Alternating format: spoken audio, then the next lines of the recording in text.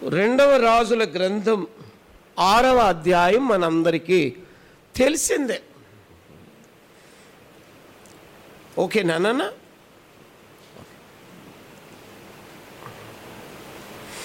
అందరి తెలిసిందే. కానీ నేను ఒక దైవ సేవకుని కుమారుణ్ణి. నేను ఎప్పుడు అనుకునేవాడిని పిట్ట కథలు ఉన్నాయి ఇందులో. గొడ్డలి నరకడానికి పోయాడు, నరుకుతుంటే గొడ్డలి యోర్దాను నదిలో పడింది. పడగానే అయ్యో గొడ్డలయ్యా అప్పు తెచ్చాము అని అన్నాడు. అంటే ఆ ఎలీషా ప్రవక్త ఏం చేశాడండి చెప్పండి, మీరందరికీ తెలుసు కదా వాక్యము. ఆ గొడ్డల్ని చెట్టు కొమ్మ నరికి నీళ్ళల్లో వేస్తే అది పైకి తేలింది. ఇది అవసరమా? పిట్ట కథలాగుంది. దేవునికి మహిమ కలుగును గాక అంటే అనగలమా? మహిమ కలుగును గాక అనగలం కదా? ఆమెన్ అన్న అనగలమా? ఆమెన్. మా నాన్నగారిని, మా అమ్మను నేను ఎప్పుడు ఇన్సల్ట్గా మాట్లాడేవాడిని. అన్ని పిట్ట కథలు ఉన్నవి బైబిల్లో, అన్ని పిచ్చి కథలు ఉన్నవి బైబిల్లో అనుకునేవాడిని. మీరు అనుకోవడం లేదు కనుక మీకు వందనాలు. దేవుడు మిమ్మల్ని దీవించునుగాక. దూరాన ఉండి వింటున్న బిడ్డలకు కూడా నేను మనవి చేస్తున్నా, బైబిల్ను విమర్శనాత్మకంగా చదవండి. దేవుడు మీతో మాట్లాడతాడు. హల్లెలూయా. బైబిల్ని ఎప్పుడు విమర్శనాత్మకంగా, దేవుడు ఎందుకు ఈ చిన్న విషయం మళ్ళీ మనం ఏమంటున్నాం? పరిశుద్ధ చెప్పరేంటి నాన్న? పరిశుద్ధ గ్రంథం అండి. నేను తెలుగు నేనా మాట్లాడేది? దయచేసి మీరు నాకు ఆన్సర్ ఇవ్వండి. పరిశుద్ధ గ్రంథం. వెనకాల ఉన్న వాళ్ళకి వినబడుతుందా నాన్న? చేతులు ఎత్తండి. దీన్ని ఏమంటున్నాము? పరిశుద్ధ గ్రంథంలో పిట్టకథలేంటి? దేవదూత వచ్చాడు, ఆకాశంలో మెరుపు మెరిపించాడు, ఇదిగో ఒక వేలు పెట్టగానే పర్వతం ఇట్లా కరిగిపోయింది, కరిగిపోగానే వేల సంఖ్యలో చనిపోయారు లేదా సమాధుల్లో నుండి లేచారు, అందరూ కొట్టుకుంటుండగా మళ్ళా దేవదూత వచ్చి ఇట్లాంటివి రాయాలి. రెక్కలు దగదగా మెరుస్తుండే, ఇవన్నీ లేదు. సామాన్యమైన భాషలో సామాన్యమైన సంఘటనలు. నానా మీరు వింటున్నారా? ఎక్కడ ఆలోచించారు? తలుపు వేసి వచ్చానా లేదా మరి అని చెప్పండి. దేవునికి మహిమ కలుగును గాక. ఆమేన్. అయితే దేవునికి నేను లోబడి, దేవునికి పట్టుబడిన తర్వాత ఇందులో ఉన్న ప్రతి మాట బంగారు మాట అని నేను గ్రహించాను. నేను పిచ్చివాడిని, తెలివి తక్కువ వాడిని అని నాకు అర్థమైపోయింది. దేవుడు గ్రంథంలో ఏది రాసినా దానికి ఒక అర్థం ఉన్నది. అది మన జీవితాలను సరిచేయగలిగింది, మన జీవితాలను ఆశీర్వదించగలిగింది. హల్లెలూయా. దేవునికి స్తుతి కలుగును గాక. ఆమేన్ అనండి. మీరు, నేను హల్లెలూయా అంటాను, మీరు ఆమేన్ అన్నానండి దయచేసి. ఆమేన్. దేవునికి మహిమ కలుగును గాక. ఇప్పుడు ఒక్కొక్క మాట చదవండి నాన్న. ఎవరు మంచి మైక్ దగ్గర పెట్టుకొని చక్కగా పెద్దగా చదవండి నాన్న. 6వ అధ్యాయం 1వ వచనం, 2వ రాజుల గ్రంథం. అంతటా ప్రవక్తల శిష్యులు ఎలీషా యొద్దకు వచ్చి, ఇదిగో నీ యొద్ద మాకున్న స్థలము ఇరుకుగానున్నది. నీ సెలవైతే మేము యోర్దాను నదికి పోయి తల ఒక మ్రాను అచ్చటి నుండి తెచ్చుకుని మరి ఒక చోట నివాసము కట్టుకుందామని మనవి చేయగా. అయితే ఏంటి ఇరుకుగా ఉంటే ఏంటి మరి? మానవుడు విశాలతకు చెందినవాడు. హల్లెలూయా. ఆమేన్, ఆమేన్. దేవుని కనపరచుదాము, మనుషుల్ని కాదు. ఆమేన్ అనండి నాన్న.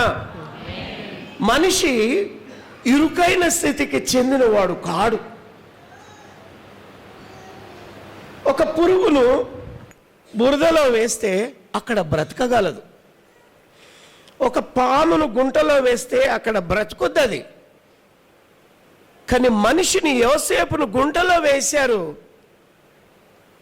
వాడు అక్కడికి చెందినవాడు కాదు, సింహాసనానికి చెందినవాడు. ఆమేనండి నాన్న. ఇరుకైన స్థితికి చెందిన వారము కాము మనం.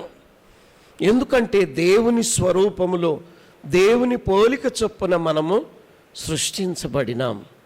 మన ఇల్లు విశాలంగా ఉండాలి, మన గదులు విశాలంగా ఉండాలి. తర్వాత మన పరిస్థితులు కూడా విశాలంగా. ఇరుకైన పరిస్థితుల మధ్య మనము బ్రతకలేము, మన బిడ్డల్ని బ్రతికించలేము. అన్నిటికంటే ముఖ్యంగా మనము దేవుని హృదయానికి చెందిన వారం. విశాలమైన ఈ మహాకాశములే పటజాలవు మన తలంపులకు. మాకున్న స్థలము ఇరుకుగా ఉన్నది. మనము డెవలప్మెంట్కు, అభివృద్ధికి చెందినవారు. 24వ సంవత్సరంలో మనం ఎలాగున్నామో తెలియదు, కానీ మనం అభివృద్ధికి చెందిన వాళ్ళం. ఇంతవరకే చాలండి. అబ్బా విని విని విని బోర్ అయిపోయింది, టీవీలో మాట్లాడుతున్నారు, సేవకులు మాట్లాడి ఏం మీటింగ్లు, ఏం చెప్పిందే చెప్పుడు అని అనుకోకండి. మనిషి ఎదుగాలి. 30 అంతలు, 60 అంతలు, 100 అంతలు. అంతేకాదు, దేవుని యొక్క రాజ్యంలోకి వెళ్ళిన తర్వాత కూడా మనం సోమరలంగా ఉండము. 1000 అంతలుగా, 1,000 అంతలుగా ఎదిగేది ఏదో ప్రణాళిక ఉంది దేవునికి. ఆమేన్. ఇరుకైన స్థితికి, ఇరుకైన ప్రార్థనలు, ఇరుకైన వాక్యము, ఇరుకైన మందిరాలు, ఇరుకైన నివాసాలకు మనం చెందిన వారం కాం. మనం దేవుని స్వరూపం. అందుకే ప్రభు అంటాడు కదా, నా తండ్రి ఇంట బాబా అనేకం ఎందుకయ్యా, ఒక నివాసం ఉంటే చాలదు, అందరిని ఒక మూలకు నెట్టి కూర్చొని పెడితే అయిపోయింది. ఎయిర్పోర్ట్లు కదా, కూర్చోండి అందరూ ఒక దగ్గర అన్నట్టు కుదరదు. మనము దేవుని పోలికలో సృష్టించబడ్డాం. విశాలతకు చెందిన వాళ్ళం, పెద్ద హృదయం, పెద్ద తలంపులు, గొప్ప అభివృద్ధికి చెందిన వాళ్ళం.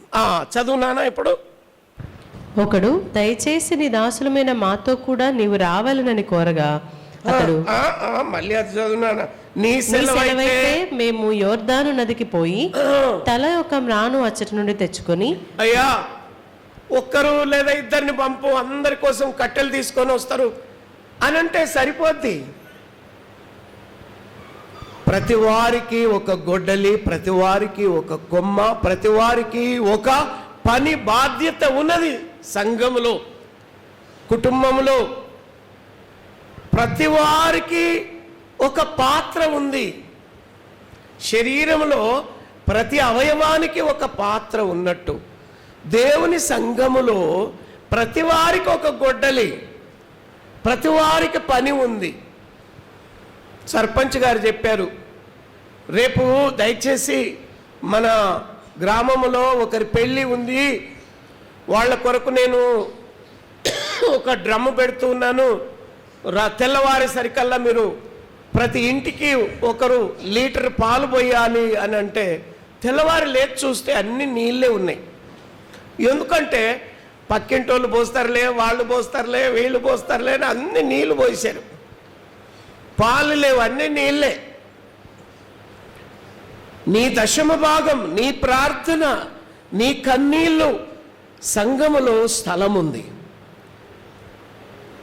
నీ బిడ్డల పెంపకంలో, నీ యొక్క సేవకునికి చెంత నిలవబట్టంలో ప్రతి వారికి ఒక స్థలం ఉంది, ఒక బాధ్యత ఉంది. మనకు దేవుడు ఇంత పెద్ద సంఘమును, లేదా ఇంత పెద్ద వాక్యమును, ఇంత గొప్ప రక్షణను మనకిచ్చాడంటే మన రక్షణను కొనసాగించుకోవాలట.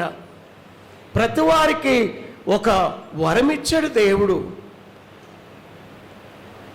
ఆ వరం మాకే వరాలు లేవండి కాదు, మన బ్రతికే ఒక వరము. Our life itself is a talent. Amen. నీ బ్రతికే ఒక వరముగా ఇచ్చాడు. ఈ సంఘంలో ప్రతి వారికి ఒక బాధ్యత ఉంది. నీ బాధ్యత ఏంటో తెలియదు, తెలుసుకో. ప్రతి వారికి ఒక పని ఉంది. ఇంట్లో కూడా ఈ రోజుల్లో యవనస్తులు బాగా చదువుకున్నారంటే, మమ్మీ ఈ రూమ్లోకి ఎవరు రావద్దు, అన్ని పనులు బండ సాకిరి మమ్మీ చేయాలి, డాడీ చేయాలి. చీపురు కొద్దిగా ఊడువమ్మ అంటే అమ్మ నడుములు నొప్పిలేస్తున్నాయి అనాల్సిందే. మీ బాధ్యతలు మీరు నెరవేర్చాలి నాన్న. ప్రతి వారికి ఒక స్థలం ఉన్నది. ప్రతి వారు గొడ్డలు పట్టుకొని వెళ్ళారు. చదువు నాన్న. ఒకడు దయచేసి నీ దాసులమైన మాతో కూడా నీవు రావాలని కోరగా. ఎందుకండి పాస్టర్ గారు, ఎందుకండి? ఇక్కడ ఎన్నో మాట్లాడుకుంటాం మనము, ఎన్నో విషయాలు ఉన్నవి. దేవుని సన్నిధి, దేవుని వాక్యం ఇప్పుడు ఎందుకండి? నీవు మాతో కూడా రావాలి. ప్రవక్తను మనవి చేస్తూ ఉన్నారు. నీవు మాతో రాని ఎడల మేము ఒక అడుగు కూడా ముందుకు వేయలేమంటాడు మోషే. నీవు మాతో కూడా రావాలి. చాలా ఆశ్చర్యం. కొన్ని పరిస్థితులకు దేవుడు మనతో వద్దు అనుకుంటూ ఉన్నాం. కొన్ని సమయాలకు దేవుడు వద్దనుకుంటున్నాం. ఇక్కడికి దేవుడు రాకుంటే బాగుండు, ఈ తలంపులోకి దేవుడు రాకుంటే బాగుండు, ఈ జీవిత గడియల్లోకి దేవుడు రాకుంటే బాగుండు, దేవుడు ఈ సంభాషణలోకి రాకుంటే బాగుండు అని అనుకుంటున్నావేమో. నీకిష్టం వచ్చినప్పుడు బైబిలు, మనకిష్టం వచ్చినప్పుడు ప్రార్థన, మనకిష్టం వచ్చినప్పుడు దేవుణ్ణి కాదు, దేవుణ్ణి మనం ఆహ్వానించాలి ప్రతి గడియలో. బోయజు పొలములో ఒక మాట వినబడుతుంది. మంచిగా కొడవాళ్ళతో కొయ్యండి, మంచిగా కొయ్యండి, మంచిగా పని చేయండి అని అనలేదు. యెహోవా మిమ్మను ఆశీర్వదించునుగాక. అలాగే వాళ్ళు కూడా దేవుడు మిమ్మను దీవించునుగాక. రెస్పాన్సివ్. పొలములో ఈ మాటలు ఏంటండి? ప్రతి చోట సర్పము మనల్ని కాటేయగలదు. ప్రతి చోట ఈ దిక్కు నుండి కీడు రాదు, ఆ దిక్కు నుండి కీడు వస్తుంది, వాస్తు సరిగా లేదు కాదు. నలుదిక్కుల నుండి లోతు గృహాన్ని చుట్టుముట్టారు. నలుదిక్కుల నుండి మనకు అపాయం ఉన్నది. ఇంట్లోకి వచ్చాము, ఏం వద్దులే దేవుడు ఇంట్లోకి. ఒంటరిగా ఉన్నాము, దేవుడు వద్దులే. గుంపులో ఉన్నాము, దేవుడు వద్దులే. ఒంటరిగా ఉన్న అపాయములు ఉన్నవి. తూర్పు దిక్కున ఉన్న అపాయాలు ఉన్నవి, ఉత్తర దిక్కున అపాయాలు, పడమర, దక్షిణ. ఇది చాలా ఆశ్చర్యకరమైన విషయం. వాస్తును బట్టి మన జీవితాల్ని నడపడం లేదు. ఏ దిక్కైనా, ఏ స్టేజ్ అయినా, ఏ ఏజ్ అయినా, గర్భములో ఉన్న పిండము మొదలుకొని మరణము ఆ పేటిక మీదికి వచ్చేంత వరకు ఆపదలు, ప్రమాదాలు మనకున్నవి. నీవు రావాలి, సేవకుడు రావాలి, ప్రవక్త రావాలి, దేవుడు రావాలి మనతో. మనం ఆయనను కొన్నిసార్లు పక్కకు ఉంచినా దేవుడు మనతో రావడానికి ఇష్టపడుతూ ఉన్నాడు. ఎలీషా ప్రవక్త వాళ్ళతో రావడానికి కోరగా అతడు నేను వచ్చేదనని చెప్పాను. చదువునానా? అతడు నేను వచ్చేదనని చెప్పి వారితో కూడా పోయిను. వారు యోర్దానుకు వచ్చి మ్రానులు నరుకుచుండిరి. వారు యోర్దానుకు వచ్చి మ్రానులు నరుకుచున్నప్పుడు, ఒకడు దూలము నరుకుచున్నప్పుడు గొడ్డలి ఊడి నీటిలో పడిపోగా. అందరు చెప్పండి. ఒకడు దయచేసి సంఘం అంతా చెప్పాలి, యవనస్తులు ముందుగా చెప్పాలి నాన్న. ఒకడు దూలము నరుకుచున్నప్పుడు గొడ్డలి ఊడి నీటిలో పడెను. ఇది ఆశ్చర్యంగా ఉందే. మంచి చేసేటప్పుడు కూడా నీకు మంచి వస్తుందన్న గ్యారంటీ లేదు. నీవు మంచి పనులు చేసేటప్పుడు, మంచి ప్రార్థనలు చేసే సమయంలో మంచితనంగా బ్రతకాలనుకున్నప్పుడు కూడా కీడు సంభవించే అవకాశం ఉంది. అందుకే గుడికి వెళ్తే కూడా కీడు వస్తుందని గుడి మానకు, ప్రార్థన చేస్తే కూడా కీడు కలుగుతుందని మానకు. నీవు ఏ పంట వేస్తే చెప్పరేంటి నాన్న, ఆ పంట వస్తుందని మనకందరికి తెలుసు. కొన్నిసార్లు మనము మంచి పంటనే వేస్తున్నాం, మన పిల్లలకు మంచి వాక్యాలు, మంచిది నేర్పిస్తున్నాం, కానీ అభిషాలోములు వస్తున్నారు వాళ్ళ కడుపులో నుండి. ఏలీ కుమారులో నుండి దుష్టులు వస్తూ ఉన్నారు. శిష్యుల గుంపులో నుండి యూదా ఇస్కరియోతు వస్తూ ఉన్నాడు.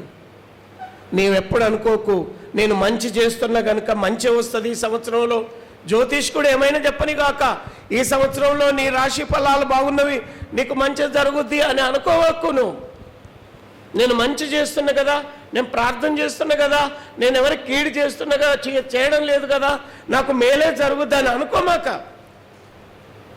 మంచి చేసే సమయంలో కూడా నీకు కీడు కలిగే అవకాశం ఉంది. ఇది మనం గుర్తుంచుకోవాల్సిన విషయం. మన ప్రార్థనలో మనం నిరంతరము, అందుకే ఎడతెగక, ఎందుకు ఎడతెగక? ఒకసారి చేస్తే చాలదా? ప్రతి గడియలో మనకు ప్రమాదాలు పొంచి ఉన్నవి. ప్రతి గడియలో మనకు తెలియని ప్రమాదాలు మన వెన్నంటి ఉన్నవి. కయ్యూనుతో అంటాడు, నీ వాకిలిలోనే ఉందిరా పొంచి ఉన్నాడు సర్పము. కనుక మంచి చేయవచ్చు కాక నీవు మనం దర్శించాము, ఆమెకు మేలు చేశాము, అయినా కూడా నా పట్ల అపకారం చేసింది. నేను పిల్లలను పెంచి తిని గొప్పవారినిగా చేస్తుని కానీ వారు నా మీద తిరుగుబడరే. మల్లెపూలే మాసిపోతే వాటిని ఎవడు తెలుపు చేయగలడు? ఈ లోకంలో మల్లెపూలే మాసిపోతే మన పిల్లలకు మనము ఎంత కష్టపడుతూ ఉన్నామో, కానీ వాళ్ళు దుష్టులుగా తయారవుతూ ఉన్నారు. లోకం అలాగుంది కనుక మనము ఎడతెగక 25వ సంవత్సరంలో ప్రార్థన చేయాలి. మంచి చేస్తే నీకు మంచి జరుగుతుందని అనుకోమాక, మంచి జరుగుద్ది. ఆయన నీతిమంతులకు ఏమేలు చేయక మానడని ఉంది. అయినప్పటికీ నీ గురుగులు కూడా గోధుమలతో పాటు వచ్చే అవకాశం ఉంది నాన్న. మనం చాలా జాగ్రత్తగా ఉండాలి. చదువు నాన్న. ఇంకా వాడు అయ్యో నా ఏలినవాడా, అది ఎరువు తెచ్చినదని మొరపెట్టెను గనుక. మళ్ళీ 5వ వచనం చదువు నాన్న. ఒకడు దూలము నరుకుచున్నప్పుడు గొడ్డలి ఊడి నీటిలో పడిపోగా వాడు అయ్యో నా ఏలినవాడా. చాలు నాన్న ప్లీజ్, అందరు చెప్పండి. ఒకడు దూలము నరుకుచున్నప్పుడు గొడ్డలి ఊడి నీటిలో పడిపోగా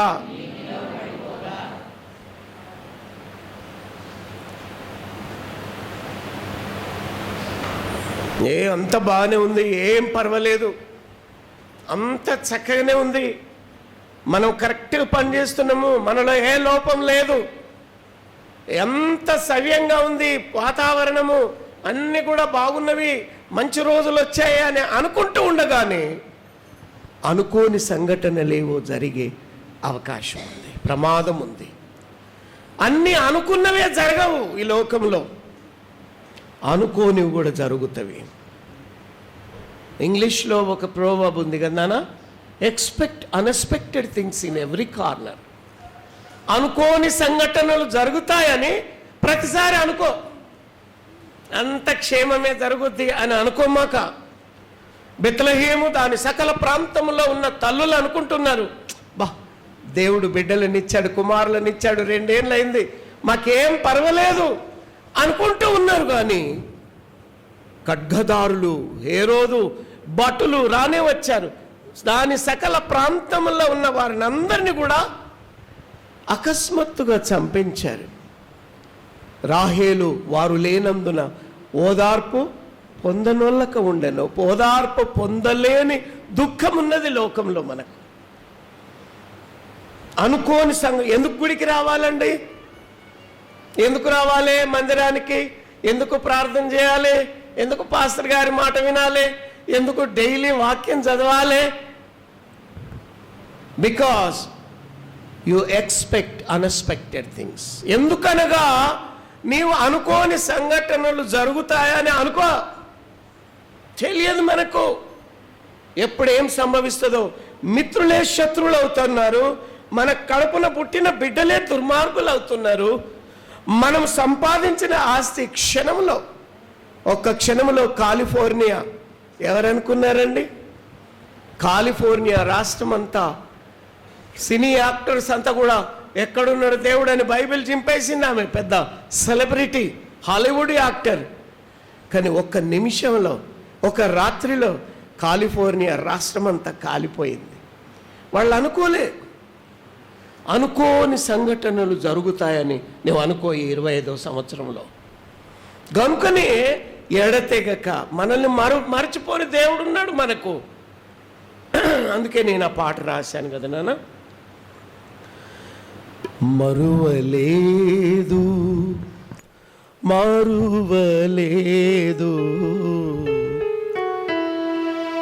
మరువలేదయ్యా.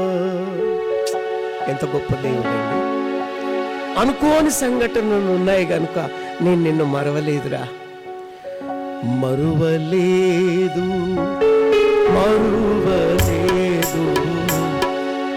మరువలేదయ్యా. నిన్ను మరచిన మమ్ము నీవు, నిన్ను మరచిన మమ్ము నీవు మరువలేదయ్యా. మరువలేదయ్యా. ట్రైన్లో కూర్చొని ఒక తల్లి ఎప్పుడు గొంతును ఇలాగనుకుంటుంది, ఇక్కడ ఇలాగనుకుంటుంది, అన్ని చేతులను చూసుకుంటుంది. ఏంటంటే బంగారంతో నింపబడింది ఆమె. కొంగు కప్పుకున్నా గొంతు పీసుకుంటుంది. ఏందనుకున్నా పెద్ద నెక్లెస్ ఉంది, బంగారం ఆభరణాలు. నిమిషం కూడా మరచిపోలేం. ఒకవేళ వాళ్ళు మరచినా మరవవచ్చు, కానీ నేను నిన్ను మరవనురా. కన్య మరువదు ఆభరణం, వధువు మరువదు వడ్డానం. కన్య మరువదు ఆభరణం, వధువు మరువదు వడ్డానం. లెక్కలేని దినములెన్నో నిన్ను మరచిరి నీదు జనులు. చాలాసార్లు మన చంటి బిడ్డలను కూడా కొన్నిసార్లు మరచిపోయే అవకాశం ఉంది, కానీ క్షణమైన మరవని దేవుడు మనకున్నాడు. గర్భములో ఉండగానే మనం పడిపోవాల్సి ఉందేమో, కాన్పు పీటల మీద ఉండగానే ప్రమాదాలకు గురి కావాల్సి ఉండనేమో, ఆ యాక్సిడెంట్లో, ఆ రోగంలో మనం చనిపోవలసి ఉండనేమో, కానీ మన దేవుడు క్షణమైన మనల్ని మర్చిపోని దేవుడు. నిమిషమైనా మరువలేక ఆదుకుంటివా మోషేనప్పుడు. జన్మనిచ్చిన తల్లి తానే స్తన్యమీయక వదిలేసుతునై. జన్మనిచ్చింది కానీ 3 నెలలు దాచలేక నైలు నదిలో, మొసళ్ళు ఉన్న ప్రాంతంలో ఆ నైలు నదిలో పడవే దాచిపెట్టింది. కానీ దేవుడు దాచనిది మనం దాచుకోగలమా మన బిడ్డల్ని? నిమిషమైనా మరువలేక ఆదుకుంటివా మోషేనప్పుడు. ఆదుకుంటివా మోషేనప్పుడు. మరువలేదు మరువలేదు మరువలేదు. నిన్ను మరచిన మమ్ము నీవు, నిన్ను మరచిన మమ్ము నీవు మరువలేదయ్యా. మరువలేదయ్యా. ఓకేనా? 5వ వచనం ఇప్పుడు చదువునానా? పెద్దగా చదవండి దయచేసి. ఒకడు దూలము నరుకుచున్నప్పుడు గొడ్డలు ఊడి నీటిలో పడిపోగా వాడు అయ్యో నా ఏలినవాడా, అది ఎరువు తెచ్చినదని మొరపెట్టను గనుక.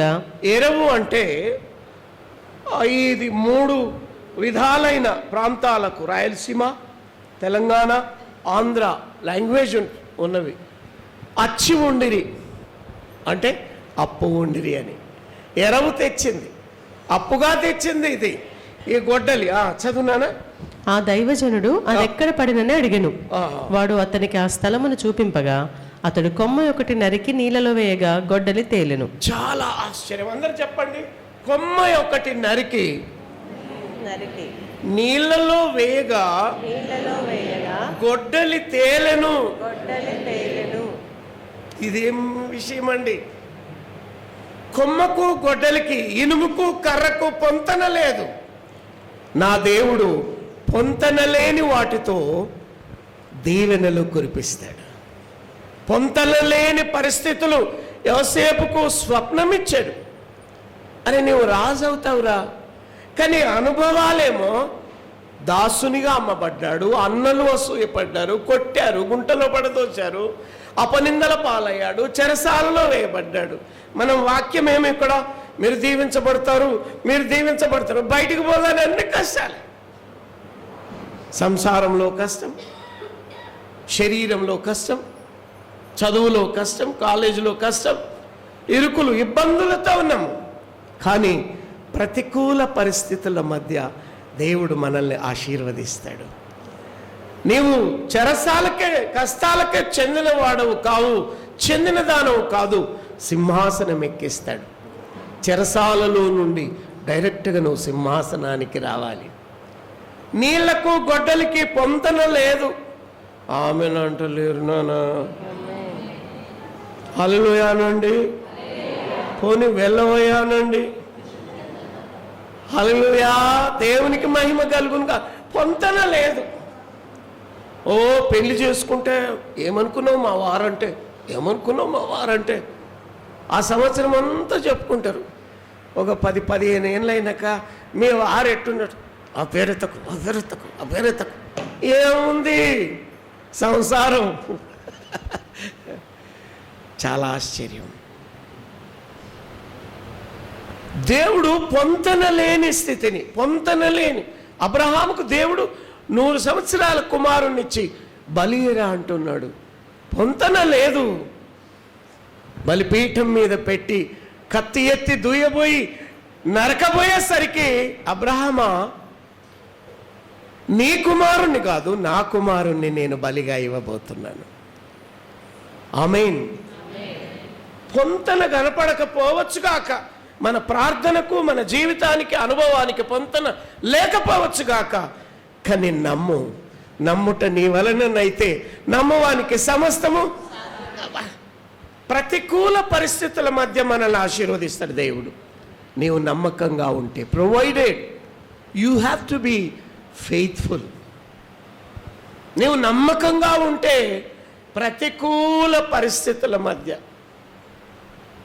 నీ గొప్పలు చెప్పుకున్నావు అనుకో, ఓకే నానా వింటున్నారా, I don't have time. Okay, భుజాలు ఎగిరేసి ఇంగ్లీష్లో మాట్లాడతారు చాలామంది. భుజాలు ఎగిరేయకుండా మాట్లాడవచ్చు కదా అని నేను అనుకుంటా. ఓర్ని వాడు ఒక్క నెల అటు పోయేస్తాడో లేదో, భుజాలు ఎగిరేసి ఐ డోంట్ హ్యావ్ టైం. అయ్యి బాబోయ్, ఏంటంటే భుజాలు దింపురా, ఇంగ్లీష్ అందరికి మాట్లాడడానికి వస్తుందిరా. నీ గొప్పలు చెప్పుకోవడానికి రాలేదు ఈ లోకానికి.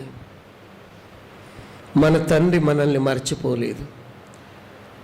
మన వైభవంలో, మన కన్నీళ్లలో, మన కష్టాలలో, మన దీనస్థితిలో మనల్ని జ్ఞాపకం చేసుకునే దేవుడు మనకున్నాడు. గొడ్డలి ఎక్కడ పడిందిరా, మరి దేంతో తీస్తావయ్యా? నరకబడిన కొమ్మ కావాలి అంటే చెట్టు నుండి వేరు చేయబడాలి, ప్రకృతి నుండి వేరు చేయబడాలి, పాపం నుండి నువ్వు వేరు చేయబడాలి. అప్పుడు గొప్ప కార్యాలు సాధిస్తావు. ఆమెనంటలే వెళ్ళవయ్యాను నానా. ఏమి గొప్ప కార్యాలు, ఏమి దేవుడు ఏం చేసిండు, ఏం జరుగుతలేదు అని అనుకోకు. నీవు వేరైన నాడు, పాపము నుండి త్యాగంతో నువ్వు వేరైన నాడు, పరిశుద్ధమైన దానిగా ఉంటే బలహీనమైనది కావచ్చు, వీళ్ళతో ఏమవుతుంది అని అనుకోమాక. గూగుల్లో కొట్టి చూడండి, ఇరాన్లో 5 లక్షల మందిని దేవుడు మార్చేశాడు. తుర్కోళ్ళు మారుతారా? 5 లక్షల మంది మారారు. మీ ప్రార్థన ద్వారా నా దేశమునే మార్చునుగాక. అంటలేరు నాన్న. అయ్యా అనుకుంటుండు, వెళ్ళవాయా ఏం మాటలు, గూగుల్లో కొట్టి చూడు బిడ్డ. నా దేశమును మార్చగలిగిన దేవుడు 5 లక్షల మంది తురుకోళ్ళు మారడం అంటే ఏంటి? వాళ్ళు కూడా దేవుని బిడ్డలే. కానీ ఎలా జరిగింది? పాపమునకు వేరై పరిశుద్ధంగా. అంతేకాదు, ప్రవక్త చేతిలో ఇమిడిపోవాలి ఆ కొమ్మ. నువ్వు దేవుని సేవకుని మించిపోవద్దు దయచేసి. నాకు అన్ని తెలుసు, ఏం ప్రార్థన, ఇట్లాగే ప్రార్థన, ఏం వాక్యం చెప్పాడు అని అనుమాక. బలహీనమైన దేవుని సేవకుడు బలమైన దేవుని చేతిలో ఉంటే గొడ్డళ్ళ లాంటి జీవితాలు పైకి లేస్తాయి. హల్లెలూయా. దేవుడు అద్భుతాలు చేసే దేవుడు మన దేవుడు. ఇరుకులో నువ్వు బ్రతకమాక, ఇంతేలే అని అనుకోమాక. దేవుడు ఏదైనా చేయగలడు. కొమ్మ ఎక్కడుండాలి? ప్రవక్త చేతిలో ఇమిడిపోవాలి. దేవుని చేతిలో మనం ఇమిడిపోవాలి. దేవుని సన్నిధిలో మనము ఒదిగిపోవాలి. గొప్ప కార్యాలు దేవుడు చేస్తాడు. నాకు ఆర్ట్ ఉండొచ్చు, పెద్ద మనగాని కావచ్చు, జ్ఞానం ఉండొచ్చు, పెద్ద ఏదైనా కావచ్చు, కానీ నీవు ఒదిగిపోవాలి. దేవుడు ఎవరు లేపని గొడ్డళ్లను నీవు పైకెత్తగలవు. ఎవరైనా చేయలేని కార్యాలు దేవుడు మీ ప్రార్థన ద్వారా చేస్తాడు. మీ బిడ్డలను ఉన్నత స్థితికి నడిపించగలిగిన దేవుడు. మీరెప్పుడు అనుకోవద్దు వీళ్ళతో సాధ్యమైద్దా అని. ప్రపంచాన్ని కదిలించగలిగిన వారిని దేవుడు నీ గర్భములో లేపునుగాక. ఆమేన్. ఆమేన్. చదువు నానా, మళ్ళీ చదువు నానా. ఆ దైవజనుడు అదెక్కడ పడినని అడిగెను. వాడు అతనికి ఆ స్థలమును చూపింపగా అతడు కొమ్మ ఒకటి నరికి నీళ్లలో వేయగా గొడ్డలు తేలెను. అబ్బా, బలహీనమైన వాటితో బలమైన కార్యాలు దేవుడు చేస్తాడు. నరికబడినవి నరికే వాటిని పైకెత్తగలవు. మనం నరకబడే వాళ్ళం, మైనారిటీ, కానీ గొడ్డలనే పైకి లేపగలం. దేవునికి మహిమ కలుగునుగాక. నరికే వాళ్లను, కుయుక్తి పరులను, దుర్మార్గులను సైతము మనల్ని చీకటిలో నుండి మనము వెలుగులోనికి నడిపించగలము. అప్పుడు ప్రవక్త అంటాడు, గొడ్డల్ని ఏం చేయమన్నాడు నాన్న? చదవండి. అతడు దానిని పట్టుకునమని వానితో చెప్పగా, ఎందుకు పట్టుకోవాలి? నీళ్ళకి వెళ్ళి వచ్చి చేతులు పడవచ్చు కదా. చెప్తలేరేం నాన్న, ఆమెనంటలేదు. నీళ్ళకి వెళ్ళి రాగానే నీళ్ళ నుండి అబ్బా చేతులకి మంత్రదండం వచ్చినట్టు వస్తే అయిపోదా? లేదు. బండను నీవు తొలగించాలి, లాజరును నా దేవుడు లేపుతాడు. నీవు చేసే పని నీవు చేయాలి. అద్భుతాలు జరుగుతులేవండి, అద్భుతాలు నీళ్ళలోనే ఉంటుంది గొడ్డలి, కానీ నువ్వు పట్టుకోవాలి. నా బిడ్డలు మాట వింటలేరు సార్, నా మనసే నా మాట వింటలేదు ఈ మధ్యలో. వినదు, మరి పట్టుకోవాలి. ప్రార్థనతో పట్టుకోవాలి, వాక్యంతో పట్టుకోవాలి, పరిస్థితులను నువ్వు పట్టుకోవాలి. నీ దగ్గరికి తెస్తాడు తప్ప నీ చేతికి ఇవ్వడు దేవుడు. ఇవ్వలేడా? అరే నువ్వు ఇట్లా చేతులు పట్టుకొని ఉండు అనగానే గొడ్డలు తేలి చేతులు పడితే ఆహా అద్భుతం కాదు. సాధారణమైన జీవితంలో అసాధారణమైన కార్యాలు మన దేవుడు చేసి, నేను చెప్పాను కదా, సాధారణమైన వాటిలో అసాధారణమైనవి దేవుడు దాచి ఉంచాడు. ఆమేన్, ఆమేన్. నువ్వు అనుకోవద్దు ఇక్కడి నుంచి పోతున్నాం ఏదో వాక్యం చెప్పాడు, ఎవరో బడతల్లా పాస్టర్ వచ్చాడండి, చెప్పాడు, 2 పాటలు పాడాడు, ఏమో అయిపోద్దులే. పాలవంచ నుండి నేను మంచి మీటింగ్లోకి వెళ్ళేవాడిని, ఇక్కడికి పిలిపించాడు బడతల పాస్టర్ అని నేను అనుకుంటున్నాడు. కానీ దేవుడు ఈ వాక్యం నీ కొరకే. బలమైన కార్యాలు. బిలిగ్రామ్ గారి ఒక మీటింగ్లో ఒక పియానో వాయించే వ్యక్తి ఉండేవాడు. ఆయన ఎప్పుడు కూడా నాకు టైం లేదు, నేను రాలేను అనేవాడు. మీరు చదవండి. నేనేమనుకుంటున్నావు, నాలో ఏంటి నాకున్న పరిస్థితులు ఏంటి, నాకు ఇది చాలడం లేదు, అది చాలడం లేదు అనేవాడు. కానీ ఒకరోజు దేవుడు ఆయనను పట్టుకున్న తర్వాత ఆయన ఇలాగ చేతులు పెట్టి ప్లే చేస్తుంటేనే అందరూ పరిశుద్ధాత్మ చేత ఒప్పింపబడేవారు. నీకున్న చిన్న పనిని దేవుడు గొప్పగా ఆశీర్వదించగలడు. ఆయన మరచిపోని దేవుడు.